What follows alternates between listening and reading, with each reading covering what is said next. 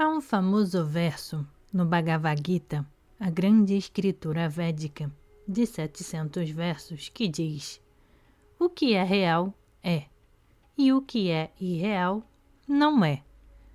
O irreal foi e será, mas nunca é.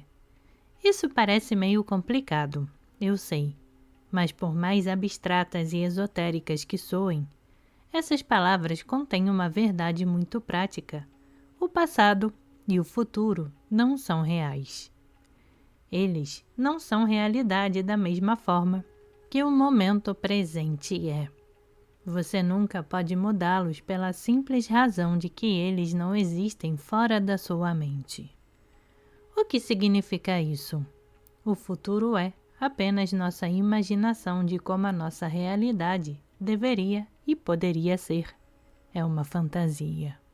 E o que nós consideramos passado são apenas memórias armazenadas, memórias que, para começo de conversa, são marcadas pelos nossos pontos de vista e têm uma grande tendência a mudar e desaparecer com o tempo.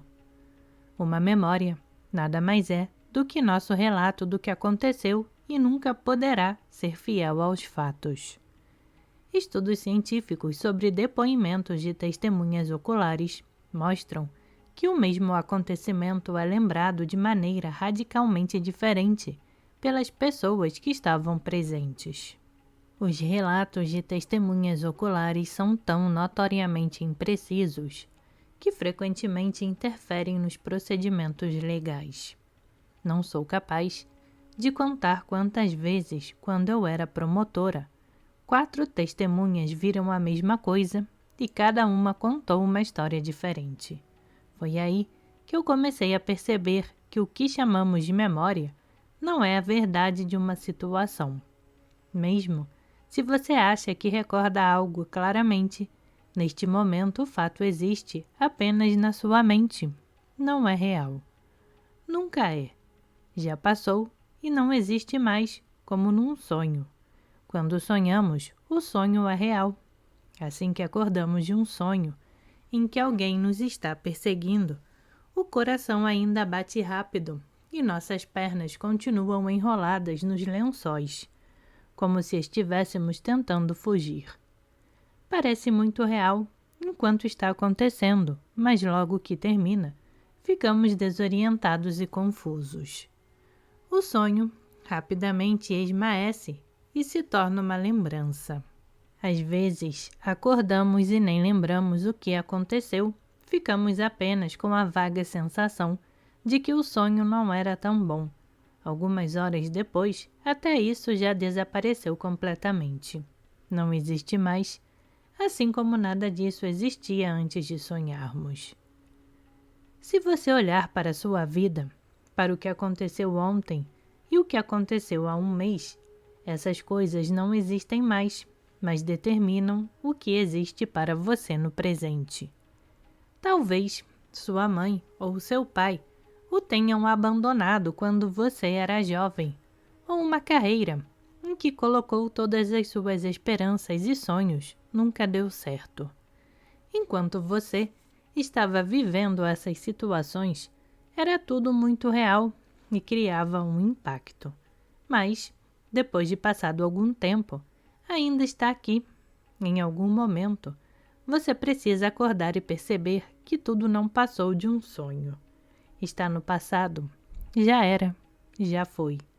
Não existe agora. E nesse sentido não é real. Você aprendeu uma lição e passou.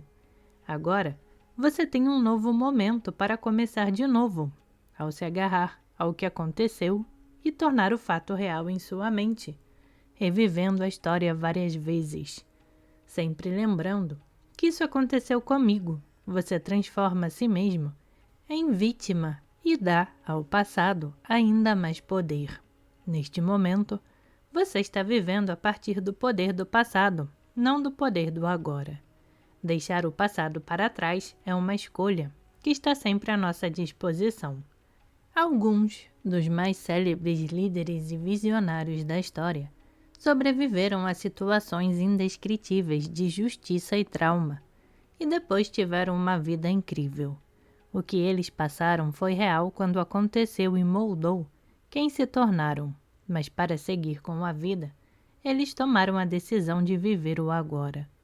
Você acha que Nelson Mandela passou seus 27 anos na cadeia, irritado e ressentido com as horríveis injustiças que havia suportado? Não. Ele aceitou o passado e escolheu fazer o que podia no presente para criar a mudança. Mas nem precisamos pensar nessas raras exceções. Há pessoas bem debaixo do seu nariz, inclusive você, que muitas vezes deram a volta por cima, abandonaram o passado e abraçaram o presente para criar um futuro incrível. Uma delas é Anthony Ray Hinton, um homem do Alabama que passou 30 anos no corredor da morte por um crime que não cometeu. Pouco depois de ser libertado da prisão em abril de 2018, ele disse à ABC News: "A amargura mata a alma. Eu não posso odiar porque minha Bíblia me ensina a não odiar. O que eu ganharia odiando? O que é real é o que você tem agora na sua frente. Por que ficar zangado com o que não deu certo? Por que ficar com raiva do namorado, da namorada, da mãe ou do pai que maltrataram você? Todas essas coisas que se prendem a você são um desperdício de tempo, esforço e, acima de tudo, de força vital. Você está gastando grande parte deste momento precioso, ficando lá atrás, revivendo a dor. Mesmo que esteja revivendo as glórias do passado, ainda será um desperdício do momento presente. Uma das coisas mais bonitas no Vedanta é que ele olha para a mente de uma perspectiva holística, livre de julgamentos de bem e mal, positivo e negativo. Não estamos apenas buscando o positivo e fugindo do negativo. O Vedanta nos diz que eles sempre coexistem. Ambos são parte da vida, um potencializa e dá legitimidade e valor ao outro. Valorizamos o positivo por causa do negativo. Pensar muito sobre o passado e o futuro, ainda que seja no que é bom, tira seu foco do que está disponível para você agora mesmo. As expectativas boas que você cria em torno do futuro também tendem a levar à decepção, que se transforma em arrependimento. E aí está você, preso novamente no passado. Se você esperava faturar 100 mil com um novo empreendimento e consegue 90 mil, posso apostar que não vai se concentrar no sucesso dos 90 mil. Você vai pensar no que deveria ou poderia ter feito para conseguir 100 ou 110 mil. É assim que a decepção dá início a uma espiral descendente de arrependimento, culpa, acusação e frustração. E lá vamos nós pelo buraco do coelho. O ciclo interminável do pensamento sobre o passado e o futuro é parte da natureza básica da mente, mas isso não significa que você esteja condenado a repeti-lo para sempre. O primeiro passo para se libertar é fazer o que você está fazendo agora, tomar consciência do fato de que está preso nesse ciclo e saber que sua preciosa energia mental está sendo empregada em algo que fundamentalmente não é real. Em segundo lugar, você precisa acordar para o preço que está pagando por ficar preso ao passado. Veja bem o que isso está lhe custando. Em algum nível, você permanece em meio a um nevoeiro, vivendo a partir da suposição de que isso é valioso, de que ficar no passado é bom para você. Mas, se for sincero consigo mesmo, verá que não é. Isso está matando você. O cérebro gosta do passado porque é familiar e seguro, mas quando reconhecemos quanto isso está nos machucando, aprendemos nossa lição. Essa percepção eleva a nossa energia. Não se julgue por isso, apenas perceba que está acontecendo. Aceite e seja grato por estar fazendo alguma coisa para criar uma mudança. Quando você passa da mentalidade do julgamento para a gratidão, a sua energia vai lá em cima. Isso é o que começa a quebrar o padrão. As ferramentas e técnicas que você aprenderá mais adiante neste livro: respiração, meditação védica, práticas corporais diárias e mudanças de mentalidade. Também podem ajudar a trazer a mente de volta para o presente. Mas, por enquanto, o mais importante é realmente dar uma boa olhada na maneira como seu mundo interior funciona. Precisamos entender nosso sistema operacional antes de atualizá-lo. Uma boa maneira de mudar sua percepção do passado é lembrar-se de 2 aspectos importantes.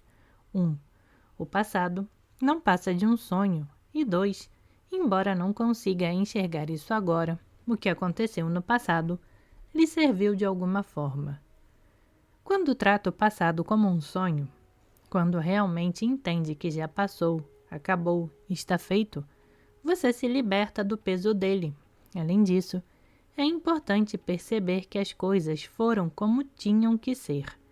Existe um plano maior para a sua vida, maior do que você pode imaginar. Não se julgue.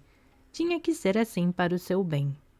Hoje, você pode enxergar isso ou não, mas um dia você vai. Na maioria das vezes, o máximo que dá para fazer é conectar os pontos olhando para trás, não para frente. É quando você desenvolve uma fé e uma capacidade de ver a vida a partir de um contexto mais amplo. Não vou arriscar falar em Deus, mas saiba que há muito a ganhar com a fé no que não podemos ver. Se você for capaz de viver com a confiança de que há um plano maior, de que as coisas precisaram ser como foram, estará convidando a autoaceitação, o amor próprio, a compaixão para a sua vida e reduzindo sua autocrítica negativa. Assim, você passará a operar a partir de um lugar de profunda compaixão, não apenas por si mesmo, mas também por aqueles que consciente ou inconscientemente podem tê-lo machucado.